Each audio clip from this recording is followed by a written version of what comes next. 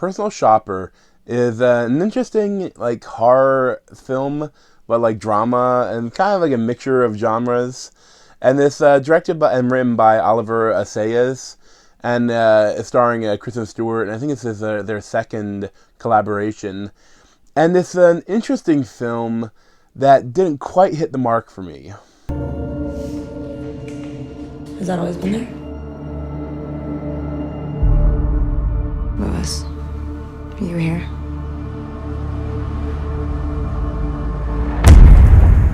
So the basic setup for this is that there are these two twins, and they're both mediums, and they made this pact that they both have like a genetic heart condition, and they made a pact that whoever dies first would try to send a message to the other. And she's staying in Paris as a personal shopper for this rich model to try to stay in touch with him. And all the scenes involving that, the dead twin aspect, really well done. Especially like when she goes into his house and it's all dark and she's trying to contact him, and then she reaches some other spirit instead. And it's pretty cool, like how they filmed it and how they what the ghosts look like.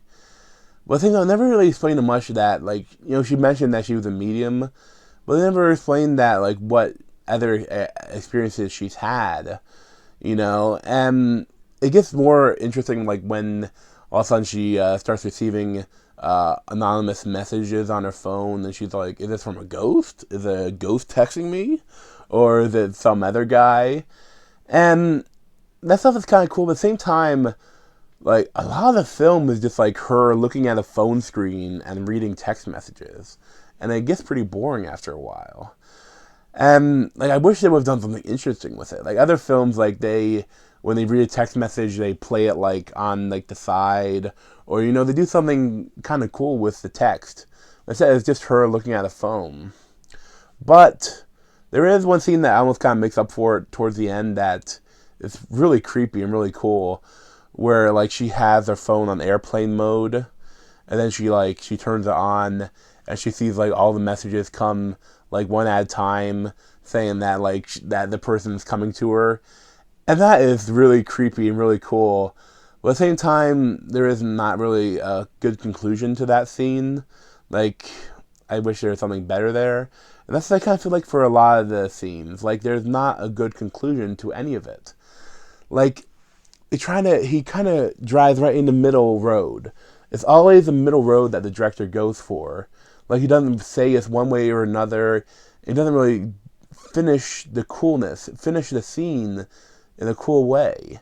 Like, over and over, like, there are really interesting stuff that he doesn't finish. He doesn't seal the deal with me. This is especially true towards the end, where I won't spoil it, but things happen where, like, some of the scenes that they happen in, they're kind of confusing. Like, you can't tell exactly what's happening, even though it's shot really well and it's interesting. But I wanted more to it. Like, I wanted, like, this film could be taken so many different ways. And, it's tough to know what's the right way to take it.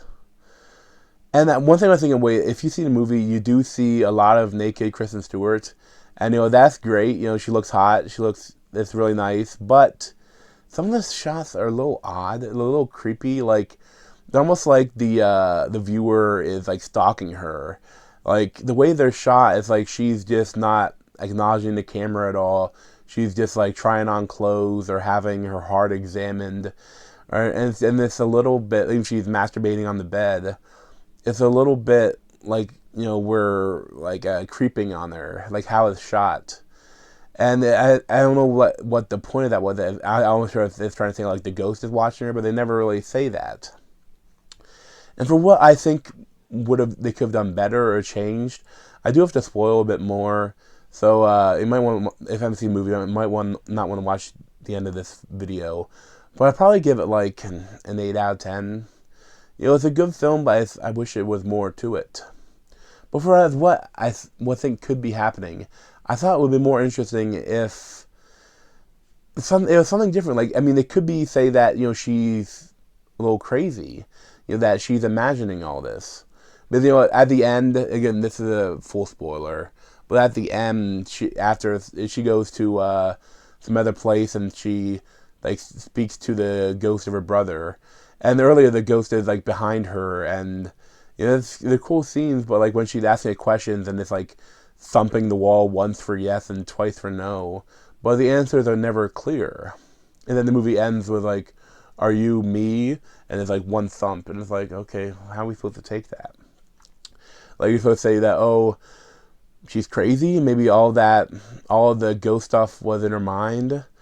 Or like I think it would have been more interesting film is that earlier on that ghost that like spewed ectoplasm, and maybe that was some evil ghost, and maybe that evil ghost killed her brother, freaked him out so much that his heart gave way, and maybe now it wants to kill more people and it's following her, and maybe that the ghost is what killed the model boss, and that's what's going on. Or maybe you can say that she's crazy, and she killed her model boss, and now she's framing the boyfriend for the murder.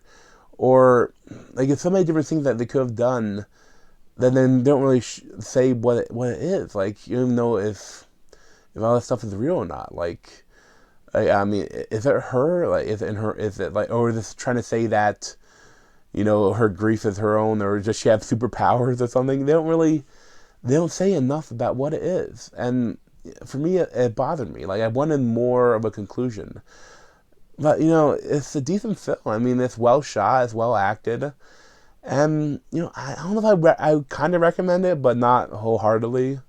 But thanks for watching, and you can check out my other videos around my head.